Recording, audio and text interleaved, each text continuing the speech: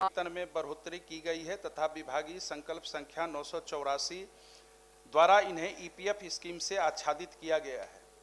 महोदय, मेरा प्रश्न दूसरा है। माननीय मुख्यमंत्री महोदय ने राज्य में जितने भी शिक्षक थे उनको राज्य कर्मी के संवर्ग में लाने के लिए एक महत्वपूर्ण निर्णय लिया, बड़ा निर्णय लिया। और संकल्प दो संकल्प हैं इससे संबंधित, एक 1775 30/8/1980 और एक संकल्प, दूसरा संकल्प है 179 22/12/1981 का। उसमें कहा गया है राजकीयकृत एवं प्रोजेक्ट विद्यालय के शिक्षकों की भांति अल्पसंख्यक विद्यालय के शिक्षकों को भी, मदरसा और संस्कृत के शिक्षकों को भी उसी समान सभी सुविधाएं वित्तीय दी जाएंगी। लेकिन इसमें कहा गया है उत्तर में इस तरह का कोई निर्णय नहीं। आप राज्य कर्मी के लिए निर्णय, अगर आप राजकीयकृत विद्यालय में उस तरह का निर्णय ले रहे हैं मंत्री महोदय, तो आप वहां भी निर्णय लीजिएगा, चूंकि आपका संकल्प एग्जिस्ट कर रहा है अभी पहले वाला। और आपने उनके लिए कहा भी था, सभापति महोदय के कक्ष में बैठक हुई थी, जो कि उनको भी सक्षमता परीक्षा दे करके या बिना सक्षमता परीक्षा के हम राज्यकर्मी बनाएंगे। आपने कहा था, वो प्रोसीडिंग में भी है और सदन में भी चर्चा हुई थी। इसीलिए मुझे लगता है इस प्रश्न पर की पुनर्समीक्षा की जाए और वहां के शिक्षकों को भी प्रोजेक्ट विद्यालय, राजकीयकृत विद्यालय और राजकीय विद्यालय के शिक्षकों की भांति जो एक नीति अपनाई गई है, उनको भी राज्यकर्मी के समकक्ष लाने के लिए जो भी करना हो ये करें। महोदय, आपने ही किया है, इसी राज्य में हुआ है। ठीक, माननीय मंत्री। सभापति महोदय, जो माननीय सदस्य ने अपनी बातों को रखा और इस तरीके से मदरसे के जो शिक्षक कर्मी हैं और जो संस्कृत महाविद्यालय के शिक्षक कर्मी हैं, उनको हम लोग ससमय तो तनख्वाह और जो भी दे है वो दे रहे हैं, लेकिन राज्यकर्मी का दर्जा देने के लिए हमने कहा भी था कि उस पर विचार करेंगे, लेकिन अभी उस पर तत्काल ये कहना कि तुरंत उस पर भी, क्योंकि हम लोगों को हर चीज़ को देखना पड़ता है। अभी हाल में ही TRE 4 की परीक्षाएं होंगी, तो वित्तीय फाइनेंस का भी इसमें रोल रहता है। तो इसको हमारी सहानुभूति ज़रूर है, लेकिन वित्तीय प्रबंधन को देखते हुए ही निर्णय लिए जाते हैं सरकार के द्वारा। तो उसको निश्चित रूप से हम सहानुभूतिपूर्वक देखेंगे, लेकिन इससे जो वित्त विभाग है उससे भी विचार विमर्श करके जो उचित कार्रवाई होगी करेंगे। ठीक। माननीय सभापति महोदय, जो माइटी स्कूल का मामला है, इससे पहले माननीय मुख्यमंत्री ने जो माइटी कॉलेजेस थे उसको भी EPF और ये सब फैसिलिटीज़ नहीं मिलती थी, लेकिन जब 2005 में सरकार बनी तो इस पर स्पेशल काम करके उन कॉलेजेस को सारी फैसिलिटी दी गई, माइटी के जो कॉलेजेस थे। ये स्कूलों का मामला है। 2022 में विभाग ने रिपोर्ट दिया कि 108 माइटी के स्कूल चल रहे थे बिहार में, जिसमें से 91 इसलिए बंद हो गए कि उनको टीचर्स नहीं दिए गए और सिर्फ 17 स्कूल फंक्शनल है। तो मेरी राय यह है, विभाग से मेरी दरख्वास्त है कि जो माइटी एडेड स्कूल हैं उन स्कूलों को एक तो वक्त पे टीचर्स की बहाली की जाए, दूसरा जो वहाँ के टीचर्स हैं, अगर कॉलेजेस को हम फैसिलिटी दे चुके हैं, पहले सरकार दे चुकी है, माननीय मुख्यमंत्री जी दे चुके हैं, तो इन स्कूलों को भी देने में कोई हर्ज नहीं, देना चाहिए। बहुत शुक्रिया। ठीक।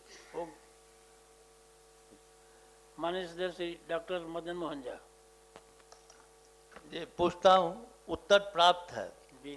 सभापति महोदय, माननीय मंत्री जी ने बताया है कि किस जिला में कितने स्कूल में छाया दिवाली का निर्माण करा दिया गया है और कुछ जहाँ नहीं है वहाँ प्राथमिकता के आधार पर करा दिया जाएगा। मैं समझता हूँ जो मैं चारों जिला में जाते रहता हूँ। हमारा प्रश्न है कि बिहार विद्यालय विशिष्ट शिक्षक नियमावली 2023 के कांडिका 8.1 विशिष्ट शिक्षकों को स्थानीय निकाय नियमावली 2020 के तहत पूर्ण वेतन संरक्षण देने का प्रावधान है और विभाग से इसका आंसर सकारात्मक आया है, लेकिन अभी तक ये काम हो नहीं पा रहा पूर्ण तरीके से। दूसरा हमारा प्रश्न है कि 8 वर्षों में जो कालबद्ध प्रोन्नति का स्कीम आया है उसका भी पूर्णतः लाभ नहीं मिल पा रहा है हमारे शिक्षकों को। हमारा ये मांग है सरकार से माननीय महोदय कि एक तो हमारे जो विशिष्ट शिक्षक हैं, बहुत सारे शिक्षक ऐसे हैं जो रिटायर होने वाले हैं, 1 साल 2 साल 3 साल, किसी का 4 साल बचा हुआ है, रिटायरमेंट के स्टेज पे आ गए हैं, उनको कोई लाभ नहीं मिल रहा है, ना ही उनको कोई पेंशन का लाभ मिल रहा है, ना ही उनको कोई मेडिकल का लाभ मिल रहा है, ना ही उनका कोई ग्रेचुटी का लाभ मिल रहा है। एनपीएस स्कीम में भी वो नहीं आ सकते हैं, इसलिए कि समय कम बचा है। हमारा सरकार से मांग है कि उनको ऐसी स्थिति में लाया जाए ताकि उनके आने वाले समय में उनके परिवार का भरण पोषण हो सके। जब इतनी सारी लाभ उनको नहीं मिल रही है तो मैं सरकार से अनुरोध करूंगा कि उनकी पूर्व की सेवा का गणना कर प्रोन्नति का लाभ प्रदान किया जाए, और उसके उपरांत जो है ग्रेचुटी, पेंशन या मेडिकल सुविधा जो अन्य शिक्षकों को प्रदान करने का नया स्कीम आया है, तो उनको भी कोई ऐसा रास्ता निकाला जाए ताकि उनका भी आगे का जीवन सुगम हो।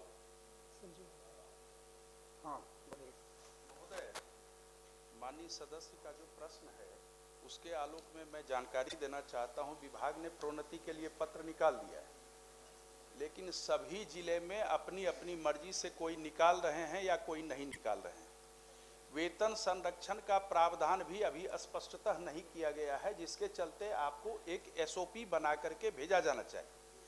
दूसरी बात, प्रोन्नति का उत्तर में विभाग ने स्वीकार किया है, माननीय मंत्री महोदय ने ये किया है, जो कि 8 वर्षों में प्रोन्नति दी जाएगी। लेकिन महोदय, जिनकी सेवा 16 वर्ष हो गई उनको तो अतिरिक्त आर्थिक लाभ देना चाहिए। विश्वविद्यालयों में अतिरिक्त वार्षिक वेतन वृद्धि दी जाती है, तो 8 वर्ष पर आपने प्रोन्नति दिया। कोई 16 साल से नौकरी कर रहे हैं, शिक्षण कार्य कर रहे हैं, और मुख्यमंत्री ने उनको एक बड़ा निर्णय लेकर के राज्यकर्मी का दर्जा दिया, विशिष्ट शिक्षक के रूप में, विद्यालय अध्यापक के रूप में। तो इस तरह का पत्र विभाग द्वारा एक जनरल निकलना चाहिए, जो माननीय सदस्य कह रहे हैं, ताकि प्रोन्नति का लाभ जल्द से जल्द मिले। अन्यथा वो सेवानिवृत्त हो जाएंगे तो कितने दिन तक वो दौड़ेंगे वहां कार्यालय, इसका कोई लेखा जोखा नहीं है। इसीलिए उसको धरातल पर लाने के लिए मंत्री महोदय पत्र यहां से जाना चाहिए। 1 मिनट प्रोफेसर। अब इस बिहार के जो हमारे नियोजित शिक्षक थे, या तो विद्यालय अध्यापक बन गए या विशिष्ट शिक्षक के रूप में सबों को राज्यकर्मी का दर्जा मिल गया। हम समझते हैं यह जो माननीय जीवन कुमार जी का प्रश्न है कि आम शिक्षकों को प्रोन्नति का लाभ मिले, और इस राज्य के सभी सेवा संवर्ग के कर्मियों को पूरे सेवा काल में 3 प्रोन्नति का लाभ मिलता है। वह पद की प्रोन्नति नहीं है, बल्कि वह वित्तीय उन्नयन है 10, 20, 30। और इस पर बातें भी कई बार विभाग के अधिकारियों से भी हुई थी, और चूंकि इस राज्य के सभी कर्मियों को यह पूरे सेवा काल में 3 प्रोन्नति का लाभ मिलता है, तो अब इस बिहार के सारे शिक्षक हमारे राज्यकर्मी का दर्जा पा लिए हैं।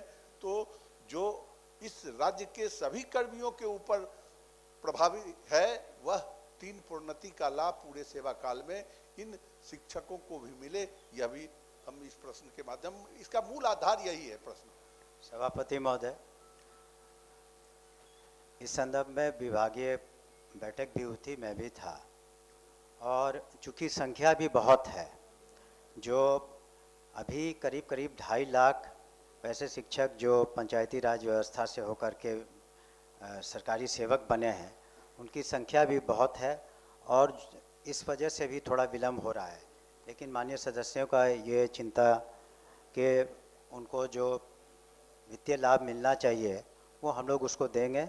और साथ ही साथ वैसे विशिष्ट शिक्षकों को ये भी बताना चाहेंगे कि जो प्रधान शिक्षक, प्रधान अध्यापक की जो प्रोन्नति हो के भी सर्टेन परसेंटेज उसमें भी उनका क्लेम बनता है, वो भी हम लोग देंगे। उसमें वक्त ज़रूर लग रहा है, इसलिए कि संख्या बहुत अधिक है, और उनका जो रिकॉर्ड एक गवर्नमेंट सर्वेंट का जिस तरीके से रिकॉर्ड का संधारण होता है, उस तरह से उनका रिकॉर्ड का संधारण नहीं है।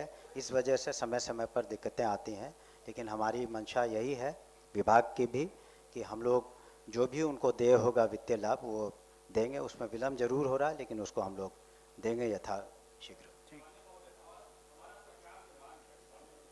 से कि हमने कहा कि उनको कोई ग्रेचुटी का लाभ नहीं मिलता है, क्योंकि हमारे माननीय मुख्यमंत्री जी भी यहीं पर हैं, उनको किसी भी प्रकार का पेंशन का लाभ नहीं है, कोई मेडिकल फैसिलिटी नहीं है। इसलिए सरकार से मांग है कि इस पर भी विचार किया जाए और उनको कुछ लाभ देने का सरकार कृपा करे। माननीय सदस्य डॉक्टर अजय कुमार सिंह।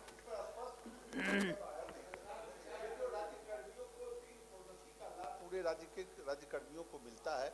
हम वही बात कर रहे हैं कि इसके पत्र जारी होना चाहिए कि वित्तीय उन्नयन का लाभ इन राज्यकर्मी हुए शिक्षकों को भी मिलेगा।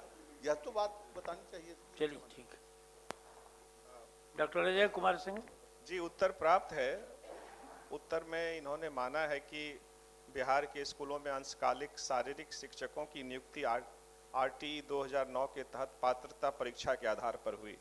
मैंने जो उत्तर में मूल बात कही थी, मैंने जो मांगा था, प्रश्न किया था कि अगर उपयुक्त खंडों के उत्तर स्वीकारात्मक हैं तो क्या सरकार नई शिक्षा नीति और शारीरिक शिक्षा की महत्ता को देखते हुए राज्य के सभी स्कूलों में शारीरिक शिक्षा अनुदेशक या शारीरिक शिक्षक की पूर्णकालीन नियुक्ति का विचार रखती है? यदि हाँ तो कब तक? तो उत्तर में महोदय स्पष्ट नहीं है कि ये नियुक्ति का विचार रखते हैं। इन्होंने उत्तर में लिखा है कि प्राथमिक विद्यालय से लेकर 10+2 विद्यालय तक शारीरिक शिक्षा शिक्षकों की नियुक्ति किया जाना है, जिसका मापदंड निर्धारित है। वर्ष 2022-23 से केंद्रीय माध्यमिक शिक्षा बोर्ड ने अपने नीतियों को राष्ट्रीय शिक्षा नीति 2020 और नई पाठ्यक्रम रूपरेखा जोड़ा गया है और जिसमें शारीरिक और स्वास्थ्य शिक्षक पर जोर दिया गया है। इसमें विभाग के उत्तर में कहीं स्पष्ट नहीं कि ये नियुक्तियां कब तक होंगी या विभाग नियुक्ति करना चाहती है कि नहीं। तो माननीय मंत्री जी से मेरा अनुरोध होगा। सभापति महोदय, चाहे शारीरिक शिक्षक हों चाहे म्यूजिक टीचर हों, उन पर भी न्यू एजुकेशन पॉलिसी और में बहुत कहा गया है, लेकिन अभी व्यवस्था ये है तत्काल कि बहुत से ऐसे सब्जेक्ट्स हैं, मैथ्स, फिजिक्स इत्यादि, जिसमें उपयुक्त और उस लायक टीचर्स कम मिले हैं। तो TRE 4 वगैरह में हम लोग जो पठन पाठन की व्यवस्था है उसको सुचारू रूप से चलने दें और अगले फेज़ में जब हम लोग इसको करेंगे तो अभी तत्काल जो सब्जेक्ट वाइज हम लोग जो टीचर्स की कमी है उस पर ज़्यादा विशेष ध्यान दे रहे हैं। ऐसी नहीं कि हमारी कोई नीयत नहीं है, ना नीति है कि हम लोग नहीं लेंगे, लेकिन आवश्यकता अनुसार जब ये रिक्तियाँ पूरी हो जाएंगी और ये आवश्यकताएँ पूरी हो जाएंगी तब उस पर हम लोग निश्चित रूप से विचार करेंगे। ये हम लोग के संज्ञान में है। म्यूज़िक टीचर्स की भी कमी है जो शारीरिक शिक्षकों के अलावे। माननीय सभापति महोदय, ये बड़ा महत्वपूर्ण विषय है शारीरिक शिक्षा, तो इसको अन्य विषयों से कमजोर करके आंकना हमें लगता है कि बच्चों के लिए उपयुक्त नहीं होगा और इस पर माननीय मंत्री जी इसको संज्ञान में लेते हुए प्राथमिकता के आधार पर इसको रखें। ठीक। माननीय सदस्य श्री महेश्वर सिंह। संजीव कुमार से पूछ ऑथराइज किया। महोदय उत्तर आया है। हाँ, लिख के दिया महोदय, लिख करके दिए होंगे, इसीलिए आसन से कहा जा रहा है। महोदय उत्तर आ चुका है और उत्तर में खंड क में सही कहा गया है कि उन पर संचयी प्रभाव के बिना एक वेतन वृद्धि अवरुद्ध की गई है, लेकिन खंड 2 का जो उत्तर है ये भ्रामक है, ये अस्पष्ट है। इसमें असूली के लिए कहा गया है, रिकवरी एक्ट भी होता है, अगर लोक धन का दुरुपयोग हुआ, कोई वित्तीय अनियमितता हुई तो उसकी रिकवरी के लिए विभाग ने क्या किया, ये तो आना चाहिए मंत्री महोदय। सभापति महोदय, उसमें जिक्र नहीं है, लेकिन ये प्रक्रिया है, इसको हम लोग सुनिश्चित करा लेंगे, वो रिकवरी होगी। ठीक। माननीय सदस्य श्री अशोक कुमार। महोदय, जवाब मिला है संतोषजनक नहीं है महोदय। बोलिए, पूछिए, प्रश्न पूछिए। महोदय, जो जवाब मिला है कि अनुपात के हिसाब से शिक्षक का नियुक्ति किया गया विद्यालय में, उत्कर्मिक मध्य विद्यालय सहजपुरा नारदीगंज में महोदय, जो मानक के हिसाब से जो शिक्षक प्राप्त है ना, मंत्री जी ने स्वीकार भी किया है और उसको नकार भी दिया। सभापति महोदय, एक पहले स्वीकार किए हैं तब नकारे हैं। एक शिक्षक जो अब रिटायरमेंट के वर्ग पर है, 1 साल से भी कम सेवानिवृत्ति में उसका समय बचा, वह रामबाग डाइट में वह व्याख्याता है, उनकी पत्नी सीतामढ़ी में पदस्थापित है। उसने यही मांग किया है कि चूंकि 1 साल से कम मेरे रिटायरमेंट में है तो पति पत्नी के आधार पर मेरा स्थानांतरण सीतामढ़ी डाइट में कर दिया जाए।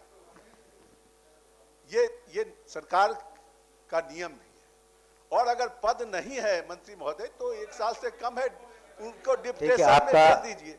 आपने जो अपनी बात रखी, माननीय महोदय ने जो अपनी बात रखी, इस पर हम पुनः विचार कर लेंगे और कोशिश करेंगे कि उसको करते हैं। ठीक ठीक। माननीय सदस्य श्री नीरज कुमार।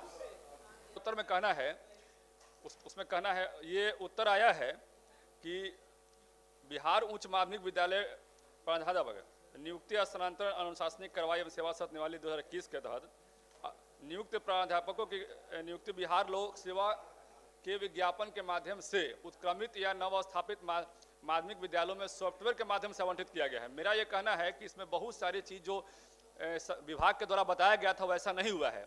उसमें ये लिखा गया है कि 896 जो प्राध्यापक थे उनके अभ्यर्थियों को मेरिट कम चॉइस के आधार पर प्रमंडल का आवंटन सॉफ्टवेयर से किया गया है, लेकिन मेरा ये कहना है कि उनका जो मेरिट कम चॉइस के आधार पर जिस तरीके से करना था, जो विभाग ने बतलाया था, उस आधार पर मेरिट कम चॉइस के आधार पर नहीं हुआ है। इसके कई उदाहरण हैं और उसमें ये विभाग द्वारा वक्तव्य आया है कि जिन अभ्यर्थियों के विकल्प के रूप में प्रमंडल आवंटित नहीं हो सका उन्हें रैंडमाइजेशन के माध्यम से प्रमंडल आवंटन किया गया और पुनः किया गया।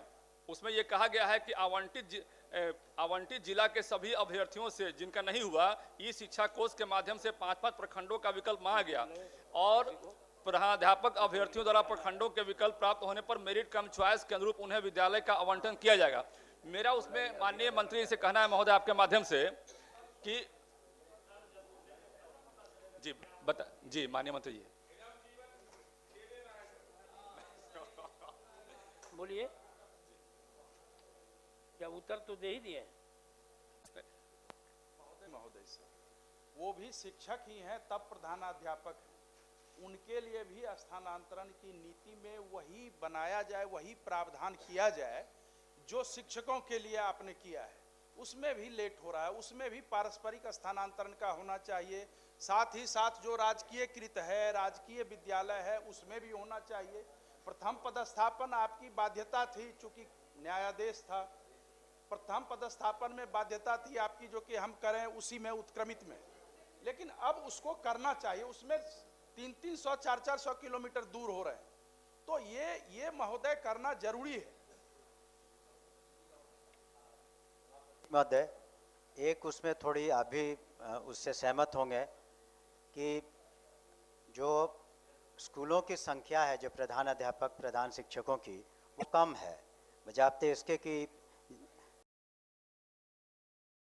इतनी संख्या में एक स्कूल में रहते हैं, तो आप उसमें हर जितने संतुष्ट, जितना आप सेटिस्फैक्शन लेवल जितना आप शिक्षकों का कर पाएंगे, उतना सेटिस्फैक्शन लेवल आप प्रधान अध्यापक और प्रधान शिक्षक का नहीं कर पाएंगे, क्योंकि जितनी संख्या है और उसमें करके, और उसमें हम लोग यथासंभव कोशिश करेंगे कि जैसे कि शिक्षकों का हम लोगों ने यथासंभव हम लोगों ने जो समझा है, जैसे कि शिक्षकों का जो ट्रांसफ़र हुआ करीब 70% उसमें सेटिस्फैक्शन लेवल है, तो इसमें भी ये देख करके हम लोग कोशिश करेंगे कि यथासंभव एडजस्ट करें, लेकिन 100% सेटिस्फैक्शन लेवल हो जाए शिक्षकों का या प्रधान शिक्षकों का, प्रधान अध्यापकों का, ये मुश्किल है, लेकिन हम लोग सहानुभूति पूर्वक करेंगे। महोदय 100% की बात नहीं है, 100% की बात नहीं है। बात यह है, अगर गुणवत्तापूर्ण शिक्षा देना चाहते हैं तो शिक्षकों को, प्रधान शिक्षकों को, प्रधान अध्यापकों को अगर पद है तो वहां क्या दिक्कत है? आप पारस्परिक स्थानांतरण का भी पोर्टल खोलिए। माननीय मंत्री ने कहा कि आगे विचार करेंगे। सर, विचार करते करते तो समय बीतता जा रहा है। अब पति पत्नी दूर है महोदय, कोई दिव्यांग है, कोई कैंसर से पीड़ित है, किन्हीं के आश्रित, महोदय तरह की बातें हैं महोदय। ये सदन को बताना चाहेंगे कि सबसे पहले